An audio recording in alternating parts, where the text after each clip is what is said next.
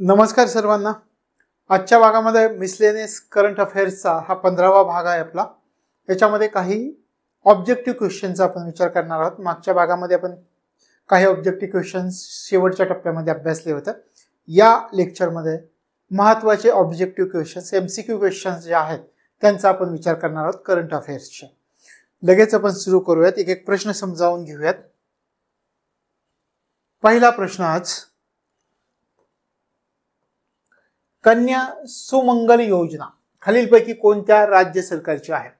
चार ऑप्शन्स आहेत, केरळ, आंध्र प्रदेश, तामिळनाडू, उत्तर प्रदेश। कन्या सुमंगल योजना कोणत्या राज्य सरकारची आहे? तर ही आहे उत्तर प्रदेश राज्याची। कन्या सुमंगल योजना उत्तर प्रदेशची आहे। काय आहे? अनुदानामध्ये वाढ केली। पूर्वी 15,000 रुपये अनुदान दिले जात होतं, आता 25,000 रुपये प्रति लाभार्थी या अनुदानामध्ये वाढ होईल।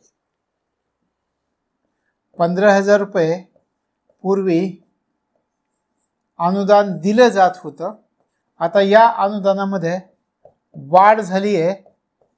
किती वाढ झाली आहे? 25,000 रुपये अनुदान करण्यात आलेलं आहे। तर हे लक्षात ठेवायचं। ही कन्या सुमंगल योजना खालीलपैकी कोणत्या सरकारची आहे? केरळ, आंध्र प्रदेश, तामिळनाडू, उत्तर प्रदेश। तो उत्तर प्रदेश सरकारची योजना आहे। पुढच्या योजनेकडे आपण जाऊयात। ओडिशा सरकार स्वयं योजनेअंतर्गत राज्यातील तरुणांना किती लाख रुपयापर्यंत बिनव्याजी कर्ज देत आहे? सुरुवातीला स्वयं योजना कोणत्या राज्यासाठी आहे ते लक्षात घ्या। ओडिशा राज्यासाठी आहे। मग ओडिशा सरकार या स्वयं योजनेअंतर्गत राज्यातील तरुणांना किती लाख रुपयांपर्यंत बिनव्याजी कर्ज देत आहे? म्हणजे तरुणांना काय दिलं जात आहे? बिनव्याजी कर्ज दिले जात आहे। किती लाखापर्यंत दिले जात आहे? 2 लाख रुपयापर्यंत हे कर्ज दिले जात आहे। लक्षात आलं? स्वयं योजना ओडिशा सरकारची योजना, तरुणांना त्यांच्या उद्योगासाठी बिनव्याजी कर्ज दिले जात आहे। आणि मग किती लाख रुपयांचं? 2 लाख रुपयांचं कर्ज दिले जात आहे। लक्षात आलं? आणि कुठल्या तरुण गटाला, कोणत्या वयोगटातील तरुण गटाला? तर 18 ते 35 आपण या ठिकाणी म्हणूयात। 18 ते 35 वयोगट, 18 ते 35 वयोगट, या वयोगटातील तरुणांना 2 लाख रुपयापर्यंत बिनव्याजी कर्ज दिले जात आहे। लक्षात आलं? पुढे जाऊया। पुढचा प्रश्न पहा।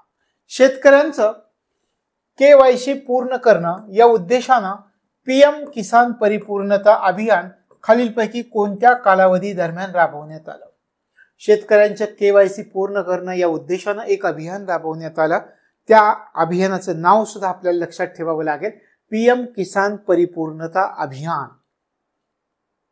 नावामध्येच आपल्याला त्याचा अर्थ कळतो। PM किसान परिपूर्णता अभियान कशासाठी आहे? शेतकऱ्यांचं KYC पूर्ण करून घ्यायचं आहे। मग हे अभियान कोणत्या कालावधी दरम्यान राबवण्यात आलं असं जर आपल्याला विचारलं तर ते माहिती असणं आपल्याला गरजेचं आहे। ऑप्शन पहा, 12 ते 21 फेब्रुवारी 2024, 15 ते 23 फेब्रुवारी 2024, 1 ते 10 फेब्रुवारी 2024 आणि 12 ते 14 फेब्रुवारी 2024। कोणत्या कालावधीमध्ये हे अभियान राबवण्यात आलं याचा जर विचार केला तर 12 ते 21 फेब्रुवारी 2024 दरम्यान हे अभियान राबवण्यात आलेलं आहे। लक्षात आलं? कोणतं? PM किसान परिपूर्णता अभियान। शेतकऱ्यांचं KYC पूर्ण करून घ्यायचं यासाठी हे अभियान राबवण्यात आलं। 12 ते 21 फेब्रुवारी 2024 दरम्यान हे अभियान राबवलं गेलं, हे लक्षात ठेवायचं। पुढे जाऊया। खालीलपैकी कोणत्या राज्यांना अथवा संघराज्य प्रदेशानं ट्रान्सजेंडरसाठी मोफत बस प्रवास सेवा सुरू केली आहे? जम्मू काश्मीर, दिल्ली, हिमाचल प्रदेश, तेलंगणा। कोणत्या? या दिल्ली या संघराज्य प्रदेशानं काय केलंय? ट्रान्सजेंडरसाठी मोफत बस प्रवास सेवा सुरू केली। लक्षात राहील? पुढे जाऊयात। प्रधानमंत्री मत्स्य किसान समृद्धी सहयोजना केंद्र सरकारनं खालीलपैकी केव्हापासून सुरू केली? प्रधानमंत्री मत्स्य किसान समृद्धी सहयोजना कधीपासून सुरू झाली आहे? 5 फेब्रुवारी 2024, 6 फेब्रुवारी 2024, 7 फेब्रुवारी 2024 आणि 8 फेब्रुवारी 2024 कधीपासून सुरू झाली आहे? 5 फेब्रुवारी 2024 पासून सुरू झाली आहे. प्रधानमंत्री मत्स्य किसान समृद्धी सहयोजना केंद्र सरकारने सुरू केली आहे.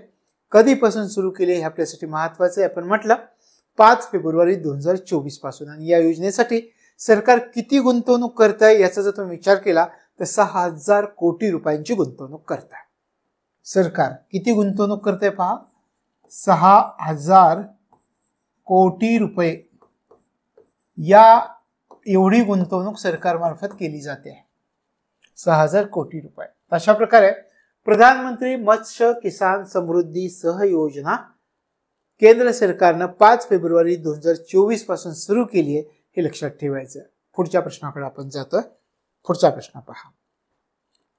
1ली ते 8वी पर्यंतच्या विद्यार्थ्यांच्या व्यक्तिमत्व विकासासाठी सेलिब्रिटी स्कूल उपक्रम खालीलपैकी कोणत्या राज्य सरकारने सुरू केलाय? गुजरात, मध्य प्रदेश, राजस्थान, महाराष्ट्र. कोणत्या राज्य सरकारने सुरू केलाय? कशासाठी? सुरुवातीला लक्षात घ्या कार्यक्रमाचं नाव काय आहे. कार्यक्रमाचं नाव आहे सेलिब्रिटी स्कूल उपक्रम. कशासाठी राबवला जातोय? 1ली ते 8वी पर्यंतच्या विद्यार्थ्यांच्या व्यक्तिमत्व विकासासाठी हा उपक्रम राबवला जातोय.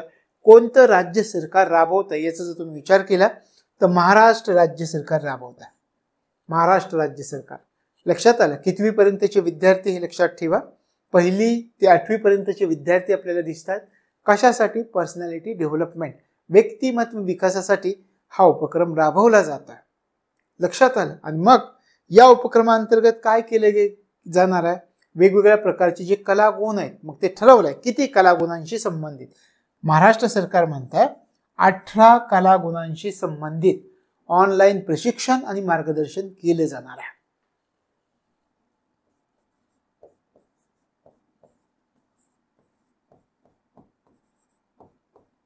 18 कलागुणांशी संबंधित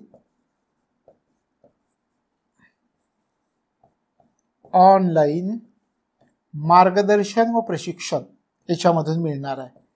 मार्गदर्शन व प्रशिक्षण याच्यातून मिळेल.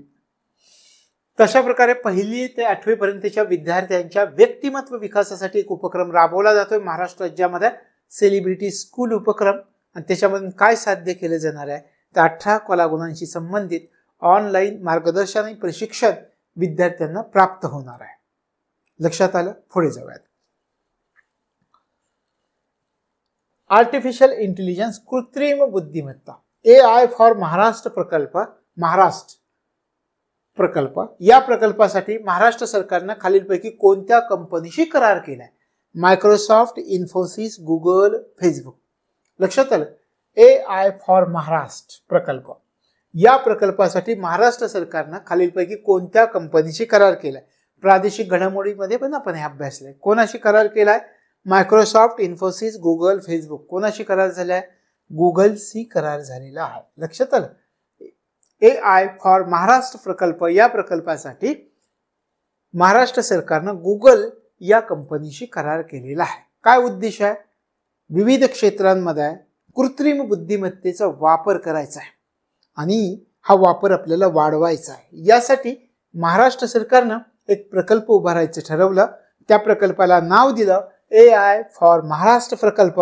त्यासाठी गुगल कंपनीचं सहकार्य घेतलं आणि ठरवलं की आता आपल्याला कृत्रिम बुद्धिमत्तेचा वापर वाढवायचा आहे आणि कृत्रिम बुद्धिमत्तेचा वापर वाढवताना आपल्या राज्याच्या अर्थव्यवस्थेशी, आपल्या देशाच्या अर्थव्यवस्थेशी संबंधित जी क्षेत्र आहेत त्या क्षेत्रांमध्ये या कृत्रिम बुद्धिमत्तेचा वापर आपल्याला वाढवायचा आहे. मग सरकारनं विचार केला आपण काय करूयात, राज्यातील महत्त्वाचे क्षेत्र निवडूयात आणि त्या राज्यातील महत्त्वाच्या क्षेत्रांमध्ये या कृत्रिम बुद्धिमत्तेचा वापर वाढवूयात. मग तुमच्या मनात असा प्रश्न आला का की किती क्षेत्रांमध्ये काम करण्याचं ठरवलंय? 7 क्षेत्रांमध्ये. 7 क्षेत्रांमध्ये या कृत्रिम बुद्धिमत्तेचा वापर करण्याचं ठरवलंय. आता थोडंसं तुमच्या मनात आलं असेल ही 7 क्षेत्र कोणती आहेत? त्याच्यामध्ये कृषी क्षेत्र आहे, आरोग्य क्षेत्र आहे, शिक्षण क्षेत्र आहे, नगर नियोजन क्षेत्र, वाहतूक नियोजन आहे, स्किल डेव्हलपमेंटचं क्षेत्र आहे, कौशल्य प्रशिक्षण आपण म्हणत, कौशल्य प्रशिक्षण आणि पर्यावरण रक्षण या 7 क्षेत्रांचा समावेश आहे. मग हे लक्षात ठेवायचं. AI फॉर महाराष्ट्र प्रकल्प, या प्रकल्पासाठी महाराष्ट्र सरकारनं गुगल कंपनीशी सहकार्य केलं. उद्देश होता विविध क्षेत्रांमध्ये कृत्रिम बुद्धिमत्तेचा आपल्याला वापर वाढवायचा आहे. सरकारनं विचार केला की आपण काही क्षेत्र निवडूयात की त्या क्षेत्रांमध्ये या कृत्रिम बुद्धिमत्तेचा वापर आपल्याला वाढवता येईल. सरकारने क्षेत्र निवडली, 7 क्षेत्रांची निवड केली. मग ती 7 क्षेत्र आहेत कृषी. ही 7 क्षेत्र आपल्याला माहिती असणं गरजेचं आहे. लक्षात आलं? तर हे लक्षामध्ये ठेवायचं आहे. कृषी, आरोग्य आहे, शिक्षण आहे, याशिवाय नगर नियोजन हे सुद्धा क्षेत्र आहे. लक्षात ठेवायचं. नगर नियोजन, त्याच्यानंतर येतं नगर नियोजन नंतर वाहतूक नियोजनाचा समावेश होतो. वाहतूक नियोजन. त्यानंतर काय येईल? कौशल्य प्रशिक्षण. कौशल्य प्रशिक्षण. कौशल्य प्रशिक्षण. कौशल्य प्रशिक्षण या क्षेत्राचा समावेश आहे. आणि शेवटच्या किती झाले? 6 झाले. 7वं जे क्षेत्र आहे ते क्षेत्र आहे पर्यावरणाशी संबंधित.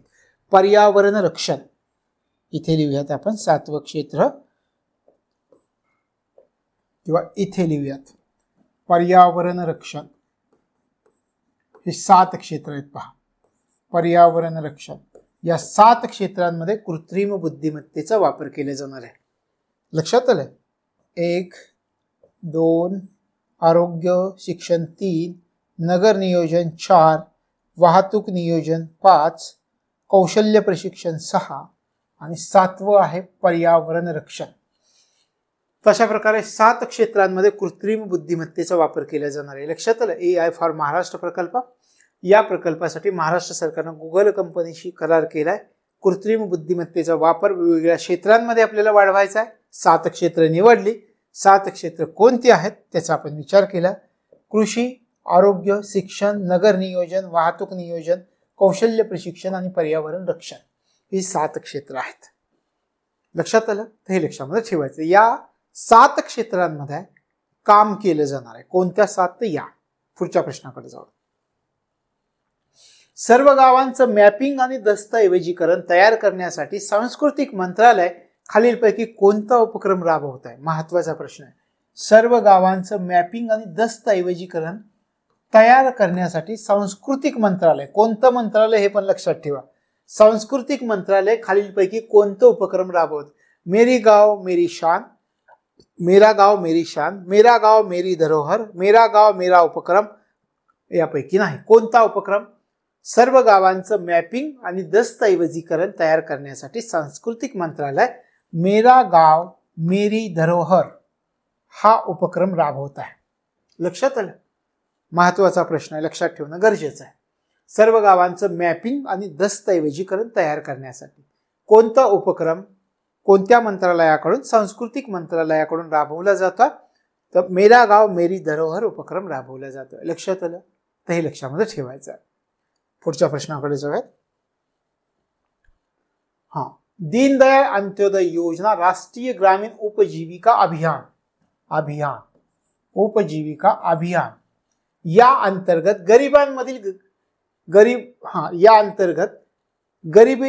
गरिबाचा समावेश करण्यासाठी नॅशनल रुरल लाईव्ह प्रमोशन सोसायटीने कोणासोबत करारावर स्वाक्षरी केलेली आहे? दीनदयाळ अंत्योदय योजना राष्ट्रीय ग्रामीण उपजीविका अभियान याच्या अंतर्गत गरिबांचा समावेश करण्यासाठी नॅशनल रुरल लाईव्ह प्रमोशन सोसायटीनं कोणासोबत करारावर स्वाक्षरी केली? NITI Aayog, ICMR, BRAC international यापैकी नाही. BRAC इंटरनॅशनल याच्याशी करार केलेला आहे. दीनदयाळ अंत्योदय योजना राष्ट्रीय ग्रामीण उपजीविका अभियानासाठी एवढंच लक्षात ठेवा. कोणासोबत करार करण्यात आलेला आहे? तर BRAC इंटरनॅशनल यांच्यासोबत करार करण्यात आलेला आहे. एवढंच लक्षामध्ये ठेवायचं आहे. अशा प्रकारे हा काय?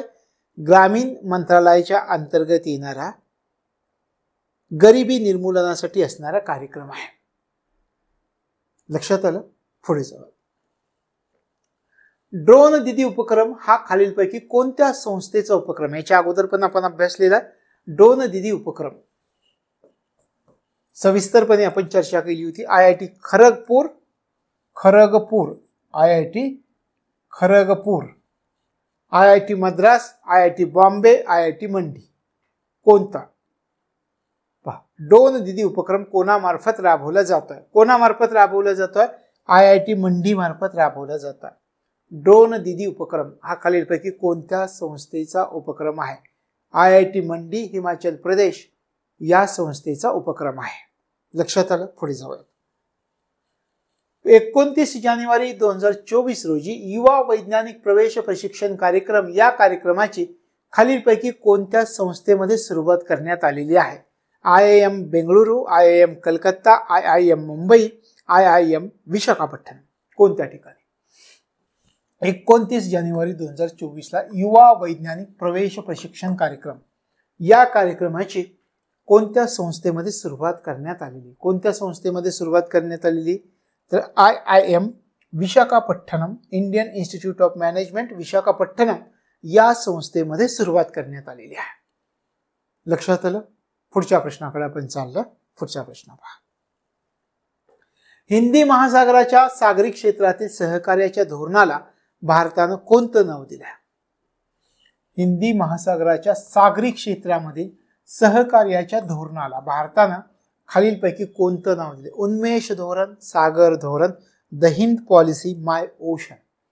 कोणतं दिलं? सागर धोरण हे नाव दिले. सागर असं नाव दिलं. लक्षात आलं? लक्षात ठेवायचं. हिंदी महासागराच्या सागरी क्षेत्रातील सहकार्याच्या धोरणाला भारतानं सागर असं नाव दिलंय. सागर धोरण का दिलंय ते पण तुम्हाला सांगतो. हे पहा, याचा पण लॉंग फॉर्म आहे. सागर म्हणतात तर याचाही लॉंग फॉर्म आहे Sagar. Security, yes, security and growth. कशाची? कशासाठी? Security and growth for all the region.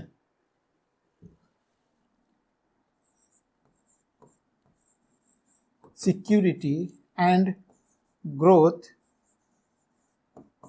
For security and growth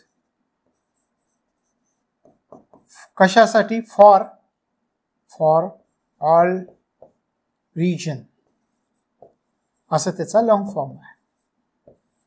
सागरचा long form. तर हिंदी महासागराच्या सागरी क्षेत्रातील सहकार्याच्या धोरणाला भारतानं सागर हे नाव दिलेलं आहे. सागरचा मी तुम्हाला अर्थ सांगितला. सिक्युरिटी अँड ग्रोथ कशा कोणासाठी? फॉर ऑल द रिजन असं त्या सागरचा लॉंग फॉर्म आहे. लक्षात आलं? पुढे जाऊयात. खालीलपैकी कोणता खेळाडू आंतरराष्ट्रीय क्रिकेटमध्ये 600 षटकार मारणारा पहिला खेळाडू बनलाय? आता हे जे क्रिकेट पाहतात त्यांना नक्की कळेल. Virat Kohli, Travis head, Rohit Sharma, Babar Azam. कोणता खेळाडू ठरलेला आहे? कोणता खेळाडू ठरलाय? रोहित शर्मा. हे लक्षात ठेवायचं. रोहित शर्मा हा खेळाडू आंतरराष्ट्रीय क्रिकेटमध्ये 600 षटकार मारणारा पहिला खेळाडू बनलाय. लक्षात आलं? आपली एक ICC T20 वर्ल्ड कप स्पर्धा जी आपण जिंकली आहे त्याच्यामध्ये हा रोहित शर्माने विक्रम केलाय. कोणाविरुद्ध विक्रम केलाय? रोहित शर्माने 600वा षटकार कोणत्या संघाविरुद्ध मारला? आयर्लंड.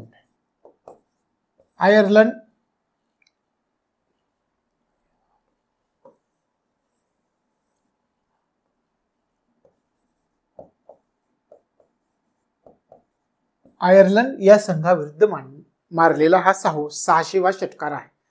लक्षात आलं? रोहित शर्मा या खेळाडूनं आंतरराष्ट्रीय क्रिकेटमध्ये 600 षटकार मारलेले आहेत आणि 600 षटकार मारणारा तो पहिला खेळाडू बनलाय. 600वा षटकार कोणत्या देशाविरुद्ध मारला? तर आयर्लंड या देशाविरुद्ध मारलेला आहे. पुढच्या प्रश्नाकडे जाऊयात आपण. मोनॅको ग्रँड प्रिक्स स्पर्धा कोणी जिंकली आहे अलीकडच्या कालावधीमध्ये? Charles Leclerc, Ferrari, Sebastian Vettel, Stirling Moss, Fernando Alonso. Monaco Grand Prix स्पर्धा कोणी जिंकली? Charles Leclerc, Ferrari. ही यांनी जिंकलेली, चार्ल्स लेक्लेर्क यांनी जिंकलेली मोनॅको ग्रँड प्रिक्स स्पर्धा कोणी जिंकली तर यांनी जिंकली आहे. लक्षात आलं. पुढे जाऊया. कोणत्या संस्थेच्या शास्त्रज्ञांनी मलेरियाची लस देणारी नवीन पद्धत विकसित केली आहे? कोणत्या संस्थेच्या शास्त्रज्ञांनी मलेरियाची लस देणारी नवीन पद्धत विकसित केली? IIT Bombay, IIT Madras, IIT Kharagpur, Jawaharlal Nehru विद्यापीठ. कोणत्या संस्थेच्या?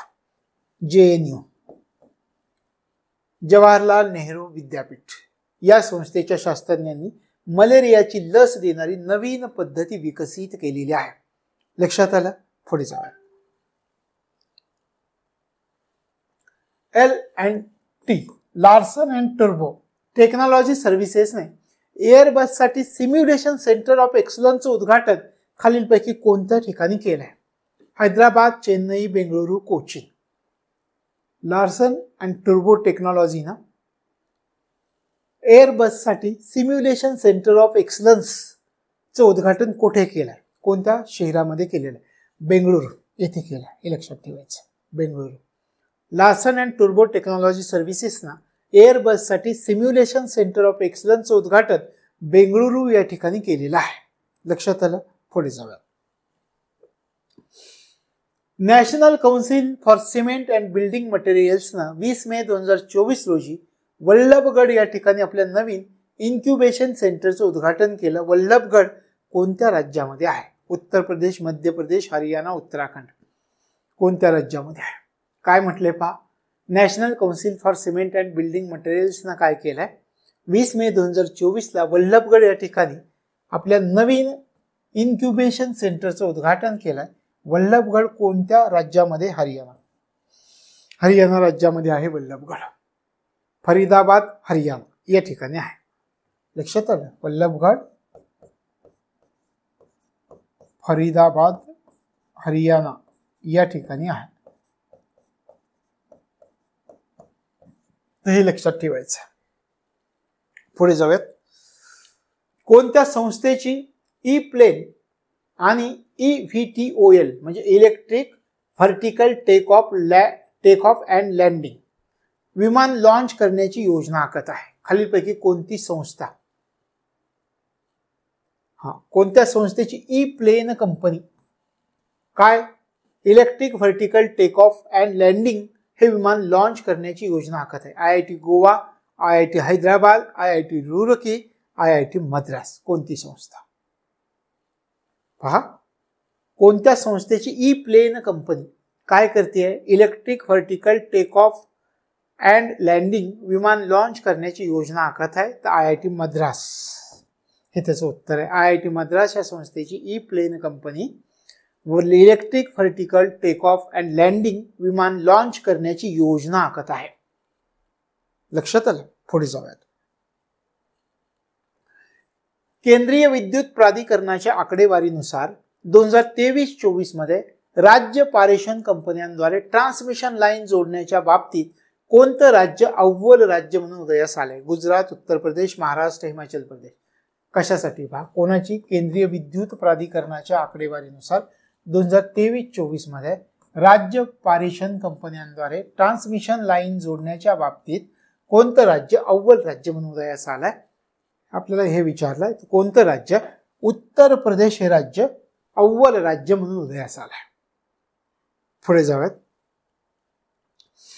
मायक्रोसॉफ्टनं पर्सनल कम्प्युटरसाठी कोणतं AI साधन सुरू केलंय? मायक्रोसॉफ्ट या कंपनीनं पर्सनल कम्प्युटरसाठी कोणतं AI आर्टिफिशियल इंटेलिजन्स साधन सुरू केलंय? को पायलट, उदयन, को साथी, स्मार्ट पायलट. कोणतं AI साधन सुरू केलंय? तर को पायलट हे साधन सुरू केलंय. लक्षात आलं. मायक्रोसॉफ्टनं पर्सनल कम्प्युटरसाठी कोणतं AI साधन सुरू केलंय? तर को पायलट हे AI साधन सुरू केलेलं हे लक्षात ठेवायचं. पुढचा प्रश्न. हिमनद्याच्या नुकसानीमुळे चर्चेत असलेली सिएरा नेवाडा द मेरिडा ही पर्वतरांग कोणत्या देशात आहे? हिमनद्याच्या नुकसानीमुळे चर्चेत असलेली कोणती पर्वतरांग? सिएरा नेवाडा दे मेरिडा ही पर्वतरांग कोणत्या देशात आहे? Ukraine, Venezuela, Russia, Spain. कोणत्या देशात आहे? व्हेनेझुएला या देशात आहे. लक्षात ठेवा, महत्वाचं आहे. हिमनद्याच्या नुकसानीमुळे चर्चेत असलेली सिएरा नेवाडा दे मेरिडा ही पर्वतरांग व्हेनेझुएला या देशात आहे, हे लक्षात ठेवायचं आहे. पुढच्या प्रश्नाकडे जाऊयात. कोणत्या देशानं अलीकडेच एव्हियन इन्फ्लुएंजाचा आपला पहिला मानवी रुग्ण नोंदवलाय? महत्वाचा आहे. कोणत्या देशानं अलीकडेच एव्हियन इन्फ्लुएंजाचा आपला पहिला मानवी रुग्ण नोंदवलाय? Britain, Japan, Australia, America. कोणत्या देशानं नोंदवलाय? ऑस्ट्रेलिया या देशानं नोंदवलाय. ऑस्ट्रेलिया या देशानं अलीकडेच एव्हियन इन्फ्लुएंजाचा आपला पहिला मानवी रुग्ण नोंदवलाय. लक्षात राहील, हे लक्षात ठेवायचं. पुढच्या प्रश्नाकडे आपण जातोय. पुढचा प्रश्न पाहू. कोणत्या देशानं प्राणी कूटनीतीचा एक प्रकार असलेल्या ओरंगुटान डिप्लोमसीद्वारे आपली पर्यावरणीय प्रतिमा सुधारण्याचं उद्दिष्ट ठेवलंय? कोणत्या देशानं? काय म्हटलंय पहा, प्राणी कूटनीतीचा एक प्रकार असलेला कोणती डिप्लोमसी? ओरंगुटान डिप्लोमसीद्वारे आपली पर्यावरणीय प्रतिमा सुधारण्याचं उद्दिष्ट ठेवलंय. सिंगापूर, चीन, जपान, मलेशिया. मलेशिया या देशाने ठेवलंय, हे लक्षात ठेवायचं.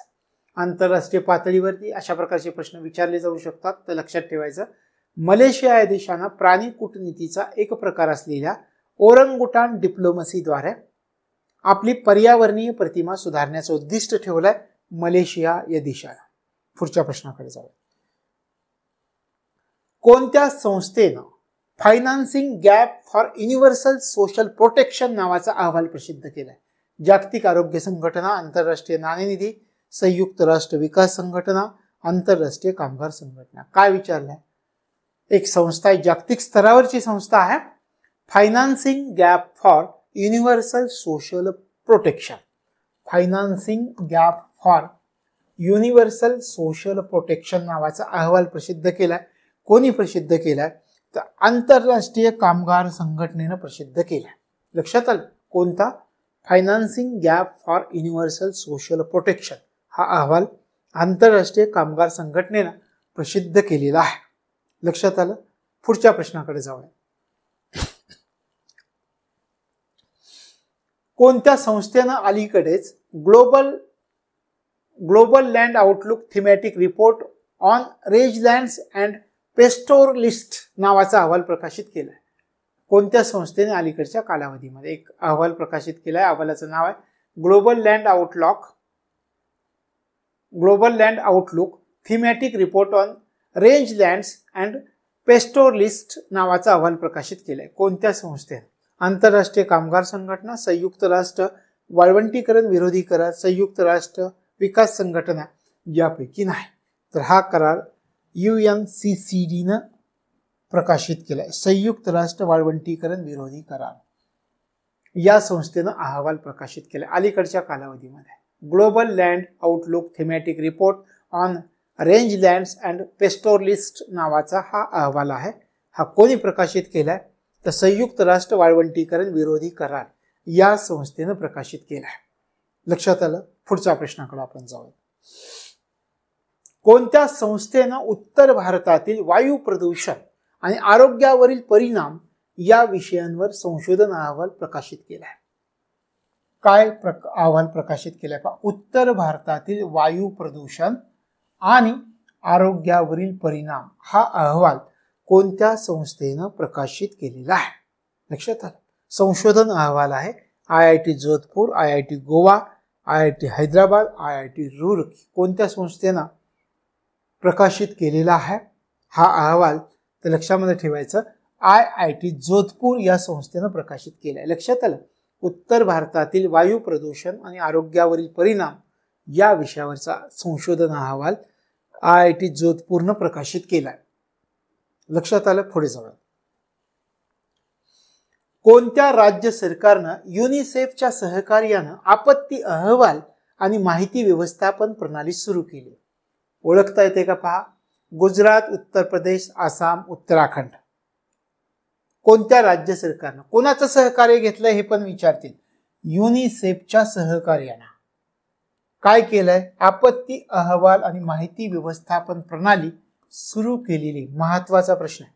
गुजरात, उत्तर प्रदेश, आसाम, उत्तराखंड. कोणत्या राज्यानं? आसाम राज्याने, हे लक्षात ठेवायचं. आसाम राज्य सरकारनं कोणाचं सहकार्य घेतलंय? युनिसेफचं सहकार्य घेतलंय. युनिसेफच्या सहकार्यानं आपत्ती अहवाल आणि माहिती व्यवस्थापन प्रणाली सुरू केलेली आहे. याला स्टार करून ठेवा अशा प्रश्नाला. लक्षात आलं. आपण पुढे जाऊयात. आसाम राज्यानं ही प्रणाली सुरू केली आहे. युनिसेफचं सहकार्य घेऊन सुरू केली आहे. पुढच्या प्रश्नाकडे. एम्बालिका चक्रवर्ती ही नवीन वनस्पती प्रजाती केरळच्या कोणत्या जिल्ह्यात आढळून आली आहे? एम्बालिका चक्रवर्ती ही नवीन वनस्पती प्रजाती केरळच्या कोणत्या जिल्ह्यामध्ये नुकतीच आढळून आलेली आहे? एर्नाकुलम, कन्नूर, पलक्कड, कोझिकोड कोणत्या जिल्ह्यामध्ये आढळून आले? एर्नाकुलम जिल्ह्यामध्ये आढळून आले आहे. एम्बालिका चक्रवर्ती नाव पण लक्षात ठेवा. एम्बालिका चक्रवर्ती ही नवीन वनस्पती प्रजाती केरळच्या एर्नाकुलम जिल्ह्यामध्ये आढळून आलेली आहे. लक्षात आलं. पुढे जाऊया. एमिलिया रोमाग्ना ग्रँड प्रिक्स 2024 याच्यामध्ये कोणी विजय मिळवला? Emilia Romagna Grand Prix 2024. Max Verstappen, Lando Norris, Charles Leclerc यापैकी नाही. कोणी? Emilia Romagna Grand Prix 2024. Max Verstappen. त्यानंतर पहा, अमेरिकेनं कोणत्या ठिकाणी सबक्रिटिकल अणुचाचणी केली आहे? कोणत्या ठिकाणी ओळखता येते? अमेरिकेनं अलीकडच्या कालावधीमध्ये कोणत्या ठिकाणी सबक्रिटिकल अणुचाचणी केली? हवाई, अलास्का, एरिझोना, नेवाडा कोणत्या ठिकाणी केली आहे? नेवाडा या ठिकाणी केली हे लक्षात ठेवायचं. अमेरिकेने नेवाडा या ठिकाणी सबक्रिटिकल अणुचाचणी केली आहे हे लक्षात ठेवायचं. लक्षात आलं. पुढे जाऊया. 14 मे 2024 रोजी कोणत्या ठिकाणी पहिली क्लीन कुकिंग इन आफ्रिका ही शिखर परिषद पार पडली? 14 मे 2024 ला कोणत्या ठिकाणी पहिली क्लीन कुकिंग इन आफ्रिका शिखर परिषद पार पडली आहे? Washington DC, Tokyo, London, Paris कोणत्या ठिकाणी पार पडली आहे? पॅरिस या ठिकाणी पार पडलेली आहे. लक्षात आलं. तर हे लक्षात ठेवायचं. पुढचा प्रश्न पहा. इंटरनॅशनल फायनान्स कॉर्पोरेशननं ग्रामीण भागातील महिलांना सूक्ष्म कर्ज देण्यासाठी 17 मे 2024 रोजी कोणत्या बँकेला $500 दशलक्ष कर्ज दिलं? State bank of India, ICICI bank, HDFC bank, IDBI bank. महत्वाचा प्रश्न आहे. लक्षात येत आहे काय विचारलं? इंटरनॅशनल फायनान्स कॉर्पोरेशननं कशासाठी? ग्रामीण भागातील महिलांना सूक्ष्म कर्ज देण्यासाठी 17 मे 2024 ला कोणत्या बँकेला $500 दशलक्ष कर्ज दिलंय? कुठल्या? गेस लावता येतोय तुम्हाला? कोणत्या बँकेला दिलाय? HDFC बँकेला दिलाय. इंटरनॅशनल फायनान्स कॉर्पोरेशननं ग्रामीण भागातील महिलांना सूक्ष्म कर्ज देण्यासाठी 17 मे 2024 ला या HDFC बँकेला $500 दशलक्ष कर्ज दिलेलं आहे. महत्वाचा प्रश्न आहे. पुढे जाऊया. NOAA न प्रसिद्ध केलेल्या अलीकडील अहवालानुसार गेल्या वर्षी जगातील किती कोरल रीफ ब्लीच झाले आहेत? आता हा आहे पर्यावरणासंबंधीचा प्रश्न. हा आपल्याला शक्यतो मुख्य परीक्षेला विचारला जाईल. तो पण राज्यसेवेला जास्त ह्याची शक्यता आहे.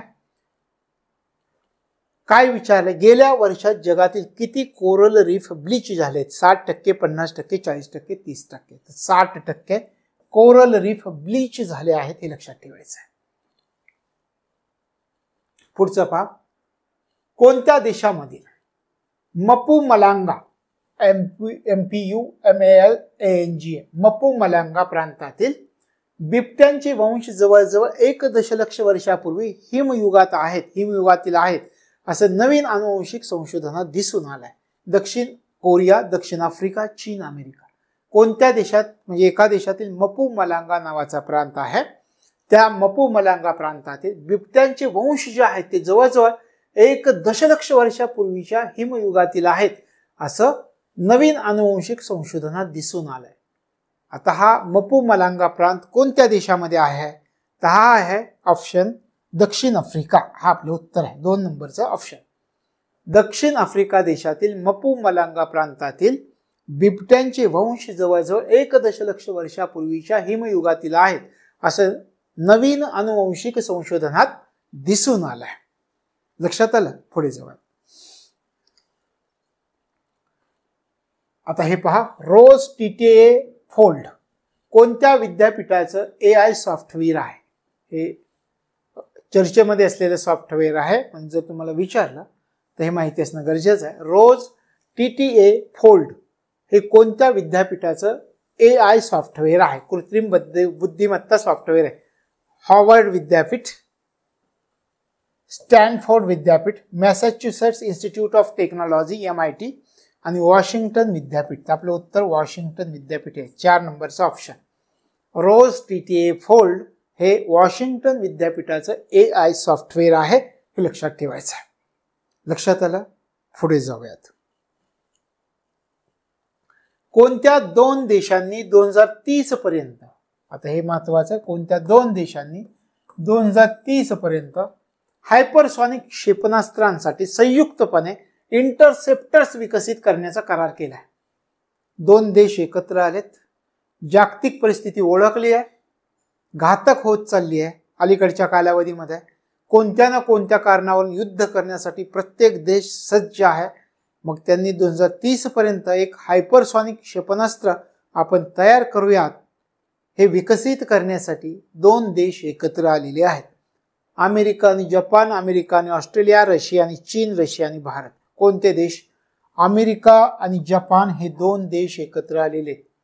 लक्षात आलं? अमेरिका आणि जपान या 2 देशांनी 2030 पर्यंत हायपरसॉनिक क्षेपणास्त्रांसाठी संयुक्तपणे इंटरसेप्टर्स विकसित करण्याचा करार केला. लक्षात आलं? संरक्षणाच्या बाबतीत हा एखादा मुद्दा आला तर आपल्याला माहिती असावं. पुढे जाऊयात.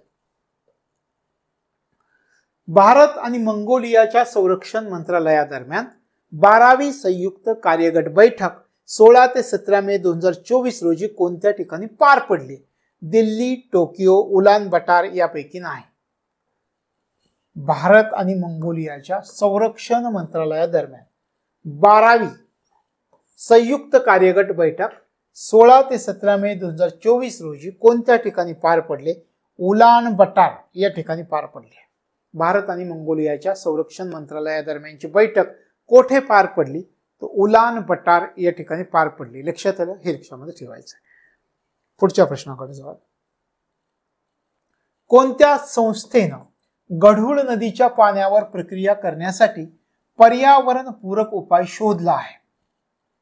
कोणत्या संस्थेनं गढूळ नदीच्या पाण्यावर प्रक्रिया करण्यासाठी पर्यावरण पूरक उपाय शोधला आहे?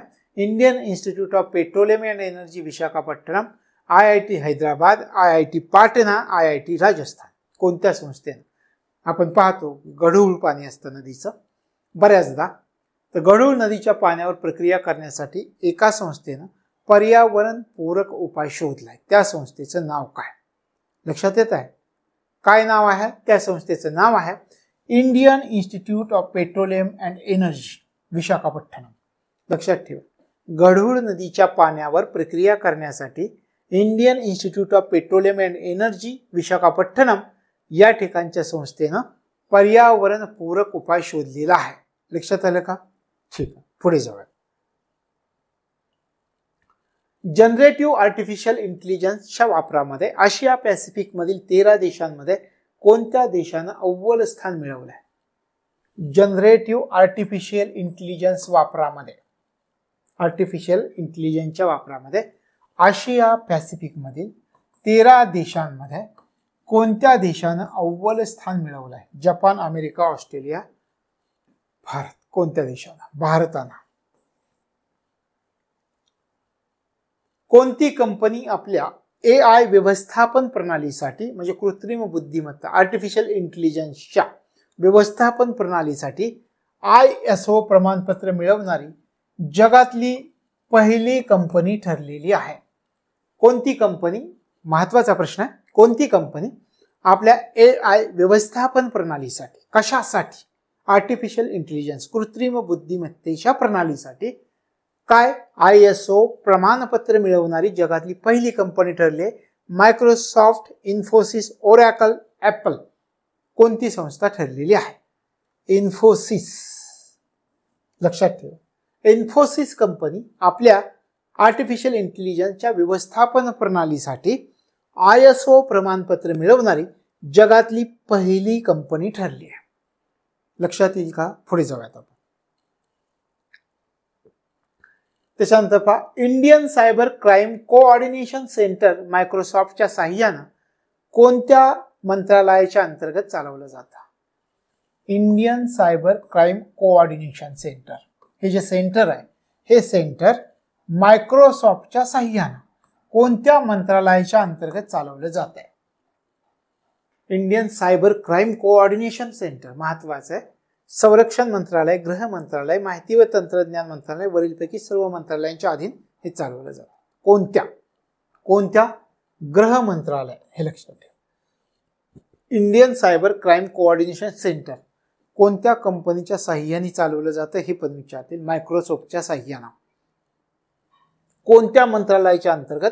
गृह मंत्रालयाच्या अंतर्गत चालवलं जात आहे. लक्षात आलं? पुढे जाऊया. भारत सरकारनं कोणत्या देशाला $1 दशलक्ष मानवतावादी मदत जाहीर केली? कोणता देश आहे जगामध्ये की त्या देशाला $1 दशलक्ष मानवतावादी मदत भारताने जाहीर केली? श्रीलंका, मालदीव, केनिया, दक्षिण आफ्रिका. कोणत्या देशाला $1 दशलक्ष मानवतावादी मदत भारताने जाहीर केली आहे? केनिया या देशाला भारताने जाहीर केलेली आहे. कोणत्या बँकेनं पिक्सेल नावाचं देशातील पहिलं व्हर्च्युअल क्रेडिट कार्ड सुरू केलं? कोणत्या बँकेनं पिक्सेल या नावाचं देशातील पहिलं व्हर्च्युअल क्रेडिट कार्ड सुरू केलेलं आहे? HDFC, ICICI, SBI, BOI. कोणत्या बँकेनं हे सुरू केलं? पिक्सेल नावाचं देशातील पहिलं व्हर्च्युअल क्रेडिट कार्ड HDFC बँकेनं सुरू केलं. लक्षात आलं? पिक्सेल नावाचं देशातील पहिलं व्हर्च्युअल क्रेडिट कार्ड HDFC बँकेनं सुरू केलं.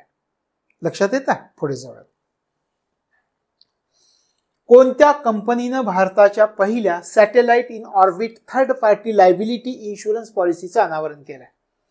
कोणत्या कंपनीनं भारताच्या पहिल्या satellite in orbit third party liability insurance पॉलिसीचं अनावरण केलंय?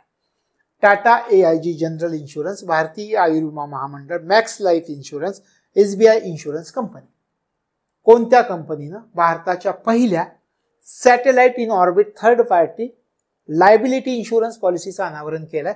टाटा AIG जनरल इन्शुरन्सनं केलंय. लक्षात आलं? टाटा AIG जनरल इन्शुरन्सनं केलं. तर टाटा AIG जनरल इन्शुरन्स या कंपनीनं भारताच्या पहिल्या satellite in orbit third party liability insurance पॉलिसीचं अनावरण केलंय. Tata AIG general insurance. लक्षात आलं? पुढे, फोन पेनं अलीकडेच कोणत्या देशात UPI सेवा सुरू केल्या? फोन पेनं हे विचारलं आपल्याला. फोन पेनं कोणत्या देशामध्ये? मालदीव, बांगलादेश, नेपाळ, श्रीलंका. कोणत्या देशामध्ये? श्रीलंका या देशात सुरू केलेले आहेत. फोन पेनं अलीकडील काळात कोणत्या देशात UPI सेवा सुरू केली? श्रीलंकेमध्ये सुरू केलेली आहे. लक्षात आलं? पुढे जाऊया. गिफ्ट सिटी गांधीनगरमधील bullion exchange India International Bullion Exchange मध्ये पहिला ट्रेडिंग कम क्लिअरिंग सदस्य बनल्याचं कोणत्या बँकेनं 13 मे 2024 रोजी जाहीर केलं? गिफ्ट सिटी गांधीनगरमधील कुठलाय पहा? इंटरनॅशनल बुलियन एक्सचेंज मध्ये पहिला ट्रेडिंग कम क्लिअरिंग सदस्य बनलेला आहे असं कोणत्या बँकेनं 13 मे 2024 ला जाहीर केलंय? State bank of India, ICICI bank, bank of India, HDFC bank. कोणत्या बँकेनं? SBI ने जाहीर केला. स्टेट बँक ऑफ इंडियाने जाहीर केलाय. लक्षात आलं? गिफ्ट सिटी गांधीनगर मधील Boolean exchange India International Bullion Exchange मध्ये पहिला ट्रेडिंग कम क्लिअरिंग सदस्य बनला आहे. हे स्टेट बँक ऑफ इंडियाने 13 मे 2024 ला जाहीर केलेला आहे. लक्षात आलं?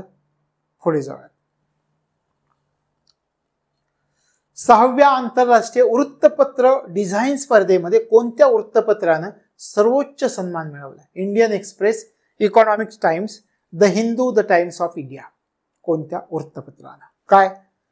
6व्या आंतरराष्ट्रीय वृत्तपत्र डिझाईन स्पर्धेमध्ये कोणत्या वृत्तपत्रानं सर्वोच्च सन्मान प्राप्त केला? कोणत्या वृत्तपत्रानं सर्वोच्च सन्मान प्राप्त केला?